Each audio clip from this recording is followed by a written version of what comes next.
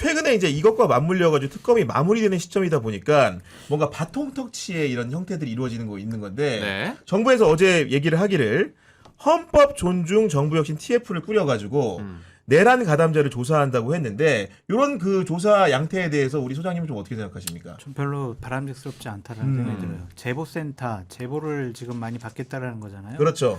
그리고 각 부처에 49개 부처인가요? 거기다 이제 10명의 TF를 만들겠다라는 건데 이것은 좀 뭔가를 좀 처단하려고 하는 것이 아닌가. 처단하려고 하는 게 네, 아닌가. 그러니까 발본색원해서 공직사회 물갈이를 하는데 좀 이용하려고 하는 것이 아닌가 그런 생각이 들고 자칫 잘못하면 윤석열 정권 시절에 조금이라도 주요한 보직에 있던 사람들 그 반대편에 있던 경쟁자들이 그 사람들을 좀 처분을 하는데 밀고 하거나 예를 들면 이용할 수가 있지 않을까 그런 생각도 들고요. 이걸 어떻게 조사할 거예요, 그러면은? 이미 군부대나 경찰 조직에서는 친윤이었다라고 투서가 지금 접수가 되고 있는 그럴 상황이라고 거예요. 해서 지금 공직사회 같은 경우에는 제가 좀 알아봤더니 예. 윤석열이 흔적만 묻으면은 이 사람은 승진이나 주요 보직에서 다 배제라고 그러더라고요. 윤석열 묻으면 네. 네. 윤석열이나 뭐 하여튼 뭐 그냥 예를 들면은 야 저 윤석열 대통령이 술 마시네 뭐 예를 들면 과장해서 이렇게 입 밖에만 꺼냈어도 그냥 이 사람은 그냥 뭐 옆으로 배제하는 그런 거라 하더라고요. 그리고 여기에 좀 무리가 있는 게 휴대폰을 제출하라는 거거든요. 맞아. 그런 그 내용이 어제 공개가 됐죠. 근데 그게 네. 말이 돼요, 그게? 예? 그러니까 이게 좀 무리한 것 같아요. 그래서 이런 식으로 하시는 게 과연 맞을까? 그러니까 내란 협조 공직자를 조사하겠다라는 거잖아요. 네. 이런 방식이 맞을까? 근데 뭐 일선에는 보면은 사실은 이제 여러 가지 윤석열 정부에서 그 계엄이 발생한 이후에 인사하는 과정에서 윤석열 정부의 대통령실에 이제 근무했던 분들이 승진한다거나 이런 사례를 보고 뭔가 비판적인 분위기를 갖는 관가의 분위기도 일부 존재한다는 얘기는 들었습니다. 그 관가에서요. 그러면은 이런 TF를 안 만들었다. 그러면 가만히 있을까요? 그렇잖아요. 공직자들 투서 수없이 할 겁니다. 이게 어차피 한번 짚고 해결해야 되는 문제예요. 그런 부분이기 때문에 저는 이거를 테이블 위로 올려가지고 실제로 좀 제대로 평가가 됐으면 좋겠다라는 생각이 들고요.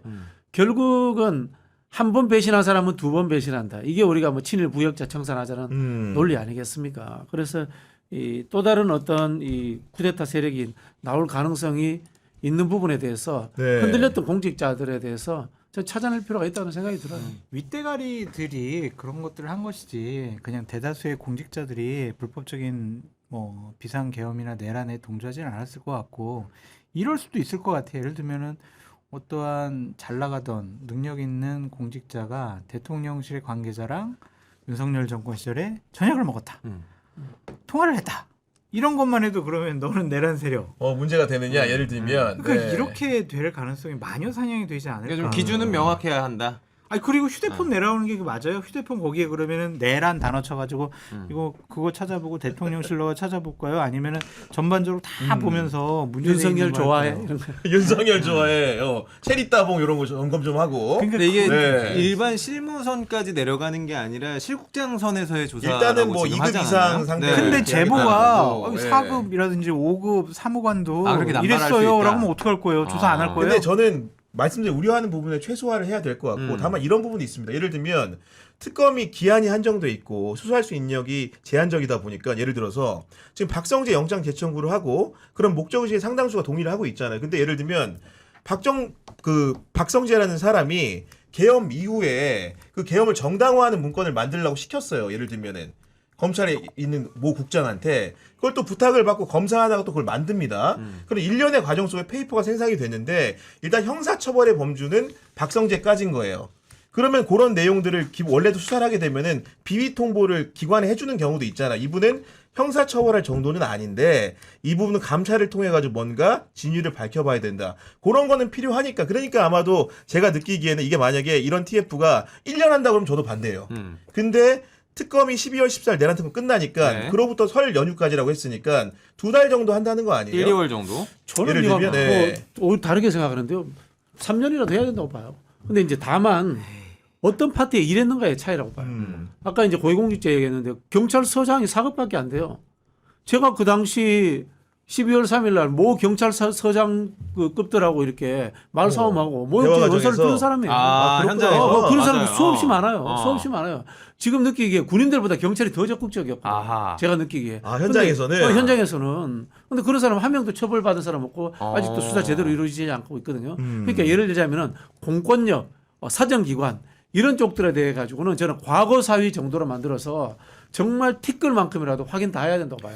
나중에 용서해 주는 문제는 진실이 밝혀지고 난 이후의 문제라고 봐요. 그래서 경찰, 검찰, 군, 권력기관 중심으로 국정원 이 그 공권력을 행사하는 기관들에 대해서는 저는 철저하게 조사하는 게 맞다고 봐요. 공직사회를 장악하기 위한 수단으로 변질되지 않았으면 좋겠고 조직의 안정성을 해치지 않았으면 좋겠다라는 생각도 들고 선을 잘 지켰으면 좋겠다라는 생각도 듭니다. 예를 들면은 외교부에서 자 외국에다가 우리 불법적인 비상계엄을 정당화할 수 있는 그 문건 좀 만든 사람이 있을 거고 자료 조사한 사람도 있을 거고 그렇죠. 대통령실 관계자랑 통화한 통화해가지고 사람도 자료 있을 받은 거고. 사람도 있을 네. 거고 그거를 외국에다가 이제 문서를 그렇죠. 발신한 사람도 있을 거고 어디까지 그럼 처벌을 할 것이냐 그런 걸 누가 결정을 할 것이냐 그런 생각이 좀 들어요. 걱정스러운 아마 근데 부분이 그런 있어요. 부작용은 이미 다들 또 알고 있지 않을까 생각. 알았으면 네. 좋겠어요. 다들 그렇게 상식과 걱정을 하고 합리적으로. 있으니까. 근데 저는 시기도 지금 아까 시기는 딱 저는 이 시기가 맞다고 보는데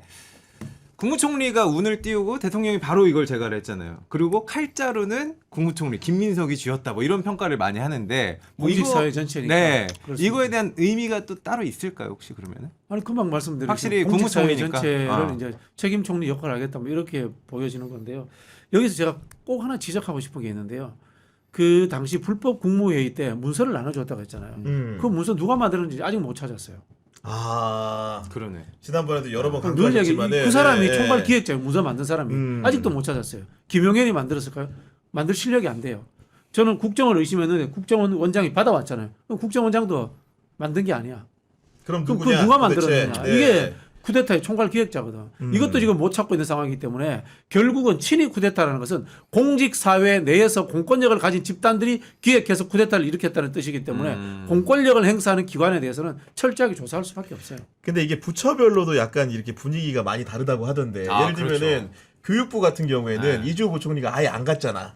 그러니까 우리 교육부 공무원들 그렇다. 떳떳합니다. 우리 문제 없습니다. 이런 분위기인 거고 예. 반대로 이제 기재부 같은 경우에는 우리 최상목 부총리가 처신을 중간에서 어쨌든 화도 내고 했다고 하지만 쪽지 하나 받아온 것은 좀 알려져 있다 보니까 혹시나 그 쪽지를 집행을 누구한테 시켰는지 이런 것 때문에 뒤숭숭하다는 거고 전공의 처단이란 문구가 있었기 때문에 복지부 같은 경우에도 혹시나 이후에 액션 플랜을 전달을 받지 않았는지 이런 의심이 나오다 보니까 부처별로 희비가 너무 엇갈린다는 거예요 지금. 근데 거기에 이제 국무회에 참여는 했는데 거기서 가만히 앉아 있고 쪽지도 안 받고 가만히 있던 사람 그럼 어떻게 할 것이냐. 그 송미령 장관 같은 경우. 아 그렇죠, 네. 그리고 또 여가부 같은 경우에는 내란 세력에 불법적인 비상계엄에 뭘 어떻게 동조를 했을까 그런 생각이 들어요. 그래서 외교부는 미국 대사 왜 저기 연락 안 했는지 뭐 이런 것들도 또 걸릴 수가 그러니까 있고요. 너무 과하게는 하지 마세요. 근데 저는 솔직히 개인적인 주관으로 이제 해석을 해보면 이거는 검찰 때문에 하는 거라고 봐요. 왜냐면은 사실은 경찰만 하더라도 검찰 특별수사본부에서 내란 관여자들을 처벌을 했죠. 뭐 청장도 했고 서울경찰청장도 했고 심지어 국가수사본부 여러 체포조를 운용하는 과정에서 문제가 되는 분들을 입건하고 재판에 넘겼습니다. 반면에 검찰 같은 경우에는 박성재가 그렇게 이름이 많이 나오는데 법무부에 있는 모 검사가 입건돼서 조사받았다는 얘기를 내란 특검에 들어본 적이 있습니까? 없죠. 없죠. 그래서 저도 네. 이게 총괄 기획이 어디에서 이루어지는지 두 군데를 의심해요. 네. 안보실하고 검찰을 의심해요. 그 문서의 대부분의 내용들이 국가 권력을 어떻게 운용할 것인가라는 문제란 말이에요. 국가안전보장회의 전두환 때 있었던 그거 아는 사람 몇 명 있어요. 일반 공무원들은 몰라요. 그거 알 수 있는 사람들은 법 공부를 제대로 했거나 정치적 식견이 있는 사람이거든요. 그리고 박성재 장관 불과 몇 같은 명 되지 경우에는 일찌감치부터 사실은 계엄 관련된 국무회의에 사전에 착석해가지고 이 과정을 더 봤던 거고 지금 박성재 여러 지시사항이나 이런 것들이 빠르게 하달되고 이행될 수 있었던 근간에는 당연히 법무부에 있는 검사들의 역할이라는 게 무엇인지에 대한 규명이 돼야 되는데 그런 부분들에 대한 수사가 지금 전혀 없어요. 그런 부분 하나가 있는 거고 앞서 말씀드리지만은 12월 계엄을 전해서 6개월 후로 4개월이라는 건데 후에 4개월 안에 들어오는 게 윤석열 구속 취소예요. 3월 달에 있었잖아요. 그러면 뭐 어떤 거냐? 구속 취소 결정을 할 때 법무부의 검사장회를 했던 검사장들 당시에 이런 회의 자료를 만들었던 검사들 이런 부분들에 대해서 수사가 제대로 안 되고 있기 때문에 이거는 국무총리 산하 행정부가 나서서 밝히는 방법밖에 없다. 이런 판단을 전 개인적으로 했다고 봅니다. 맞습니다. 자, 박정희가 쿠데타를 하잖아요. 그래서 한강을 건너갑니다. 제일 먼저 한 게 뭔지 아세요? 방송국을 장악합니다. 방송국을 장악해서 네. 방송을 합니다. 우리가 이겼다. 안심하십시오. 군인 자정하던 군부는 뭐 어쩌고 공산주의 좋고 막 이렇게 합니다. 행안부 장관을 통해 가지고 방송국의 언론사에 대한 이야기를 딱 합니다. 그다음에 법무부 장관이 지시 내려간 것들을 보세요. 검사를 뭐지 그게 그 합수본에 합동수사본부. 파견합니다. 이게 네. 전두환이 12.12 때 했던 방식 그대로입니다. 그리고 아까 이야기했던 국가안전보장회의 그거 이제 임시 입법기구 만드는 그거 누가 생각해? 그거 생각할 수 있는 대한민국 몇 명 안 돼요. 그걸 만들고 거기에 대해서 입법기구를 만들고 예산을 만들어야 된다는 이야기를 합니다. 분명히 이거는 누군가의 총괄 기획자가 있는 거야. 그런 머리가 되는 사람을 그렇죠. 밝혀야 된다. 그런 거 다 어쨌든 다 네. 뭐 밝혀져가지고 처벌해야 되는데 제가 이제 우려했던 거는 아까 그러니까 말씀드렸듯이 맞아요. 네. 이분의 10분 이해합니다. 제보를 예. 통해서 맞아요. 예. 그냥 다른 쪽으로 흘러가지 않을까. 아니, 그런 우려가 왜냐면은 있어요. 장성재 선생님 우려가 일리가 있는 게 국회 활동 같은 걸 많이 해보셔서 그런데 국회도 예를 들면 위원회 특정 국방위원 해보셨으니 그러면 온갖 투서가 다 오잖아요 국회로. 아. 그 중에 음해도 솔직히 많죠, 되게. 엄청 많아요. 그런 거 어떻게 가립니까, 예를 들면 그러니까 그러면. 우리가 예. 조사 권한이 없기 때문에 예. 일일이 확인할 수도 없는 거잖아요. 그럼 이걸 만약 투서가 맞냐 틀리냐 사정기간 넘겨서 조사하고 수사하면 또 시간도 하세요 시간이 걸릴 이게 것 2달 안에 같고. 끝날까도 그러니까요. 싶어요, 사실. 그러니까 말씀하신 대로 검찰 쪽 눈여겨 보려고 하는 것 같다라는 생각도 지금 드네요. 그러니까 저는 현직 그렇게 밝혀지긴 이해했습니다. 예. 분명히 이건 친위 쿠데타이기 때문에 현직 공무원 중에 이 총괄 기획자가 있습니다. 제가 뭐 솔직히 실명 검증할 수는 없지만 3명, 4명입니다. 3명, 4명 중에 하나인데 그 사람들 아무도 구속 안 됐네 아직. 교험 끝나고 다음 날 안가에서 이렇게 회동했던 법조계 사람들 우리 제일 의심되는 거기도 이제 사람 뭐 전현직 검찰 출신들이 그렇죠. 많다 보니까 그런 의심을 좀 사고 있는 부분들이기 때문에 그런 뭔가 지금까지 수사가 안 된 부분들을 그렇죠. 조사라는 차원에서 이런 TF를 출범한 게 아닌가 싶은 것이고